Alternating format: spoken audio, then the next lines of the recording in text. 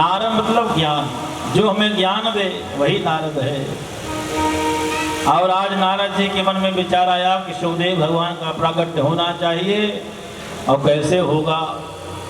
नारद जी ने सोचा कि लक्ष्मी नारायण में तो झगड़ा मैं लगा चुका हूँ, ब्रह्मा जी और उनकी पत्नी में मैंने कई बार विवाद खड़ा कर दिया। कभी कभी ब्रह्मा जी अपनी पत्नी को छोड़कर ब्रह्मलोक से तपस्या करने के लिए चले गए। कई बार मैंने विवाद लगा दिया है। सोच रहा हूँ इस बार भगवान शंकर जी और माता पार्वती में झगड़ा लगा दूं, कुछ ऐसा नाटक करूं जिससे झगड़ा हो जाए, आनंद आ जाए। नारद जी भगवान शंकर जी की गुफा की तरफ कैलाश पर्वत पर चले हैं और इधर भगवान भोलेनाथ समाधि में है। महल के अंदर नारद जी ने प्रवेश किया, पार्वती मैया विराजमान। माता पार्वती जी ने नारद जी का स्वागत किया, आइए आइए विराजिए, पधारिए महाराज, बहुत दिनों के बाद आपका दर्शन हो रहा है। सुंदर लड्डू प्रसाद लाती हैं मैया, जल लाती हैं, पाइए पाइए। बहुत दिनों के बाद देखा नहीं, आजकल कहाँ रहते हैं आप? नारद जी ने कहा क्या बताऊं मैया, मैं आजकल कहीं जाता नहीं, क्योंकि सांसारिक लोग बड़े मतलबी हो गए हैं, बड़े स्वार्थी हैं। सब लोगों के अंदर बनावटी प्रेम है, बहुत बनावटी हो गए हैं लोग, इसलिए मैंने आना जाना बंद कर दिया है। दुनिया में जो भी जिससे प्रेम करते हैं माता, सब बनावटी करते हैं, चाहे देवता हो चाहे मानव हो, सब स्वार्थ के वशीभूत हैं। इसलिए बाबा गोस्वामी जी कहते हैं कि सुर नर मुनि सब कई हरि, सुर नर मुनि सब कई हरि, स्वार्थ लाभ करही सब प्रीति, स्वार्थ लाभ करही सब प्रीति, स्वार्थ लाभ करही सब प्रीति। संसार में लोगों का जो प्रेम है सच्चा नहीं रहा है, बनावटी प्रेम है। तिवारी जी, हम पूछेंगे आप कैसे हैं, जब आपके पास पैसे हैं। बनावटी प्रेम, सब बनावटी है। हमारा शांति का परिचय दीजिए।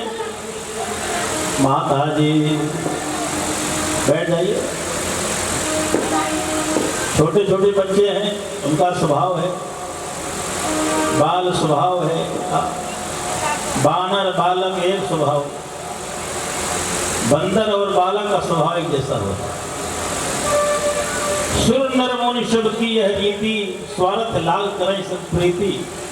संसार के लोग सब स्वार्थी हैं, सब नकली प्रेम करते हैं, नकली। हर जगह मिलावट है, प्रेम में भी मिलावट है महाराज। इसलिए मैं कहीं आना जाना बंद कर दिया हूँ भैया। लेकिन माता पार्वती ने कहा कि लेकिन हमारा और हमारे पति देवता का जो प्रेम है वह बनावटी नहीं है। हमारे पति देवता हमसे बहुत प्रेम करते हैं, बहुत प्रेम करते हैं, बहुत प्रेम करते हैं। यहाँ तक कि जब वो समाधि में बैठते हैं, ध्यान में रहते हैं, जब उनको उनके इष्ट का दर्शन हो जाता है तो हमको बताते हैं आकर, आज हमें राम जी दिखाई दिए, आज हमारे गोविंद को मैंने देखा, गोविंद का दर्शन प्राप्त हुआ। ये सब हमको बताते हैं। कहा गया है कि गुरु दीक्षा के समय जब गुरु जी मंत्र देते हैं कान में, वह मंत्र गोपनीय रखना चाहिए। उस मंत्र को अपनी पत्नी को भी नहीं बताना चाहिए। इस संसार में अति प्रिय कोई है तो पत्नी, बेटा, लेकिन गुरु के मंत्र को पत्नी को भी नहीं बताया जाता है। लेकिन पार्वती मैया ने कहा कि हमारे भोले बाबा इतने भोले हैं कि जो गुरु मंत्र उनके गुरु जी ने उनको दिया था वही हमको बताते हैं। लेकिन शास्त्र कहता है कि गोपी गोपनीयम गोपनीयम गोपनीयम प्रयत्नतः। इस मंत्र को गोपनीय रखना चाहिए, गुप्त रखना चाहिए। इतना प्रेम करते हैं। अच्छा, नारद जी ने कहा अच्छा भैया इतना प्रेम करते हैं। अच्छा ये बताइए मैया कि भोले बाबा जो अपने गले में मुंडों की माला पहने हुए हैं, क्या उन्होंने आपको बताया है कि मुंड की माला किसकी है? आपसे प्रेम तो करते हैं। मैया ने कहा ये तो नहीं बताया कि मुंड की माला किसकी है। नारद जी ने कहा तब क्या प्रेम करते हैं? आप कह रहे हैं बहुत प्रेम करते हैं, बहुत प्रेम। मुंड की माला पहने घूम रहे हैं और आपको बताया भी नहीं ये मुंड की माला किसकी है, क्यों पहना है, क्या प्रेम करते हैं। अच्छा भैया मैं चलता हूँ, मुझे अभी और कहीं जाना है, बस मेरा काम हो गया। अब तो महाराज पार्वती भैया को टेंशन, नारद बाबा ने ऐसा टेंशन दिया। नारद बाबा बाहर गए और दूर से ही भोलेनाथ को देखा। बाबा प्रणाम, मैया जी याद कर रही हैं, जल्दी बाहर में आइए।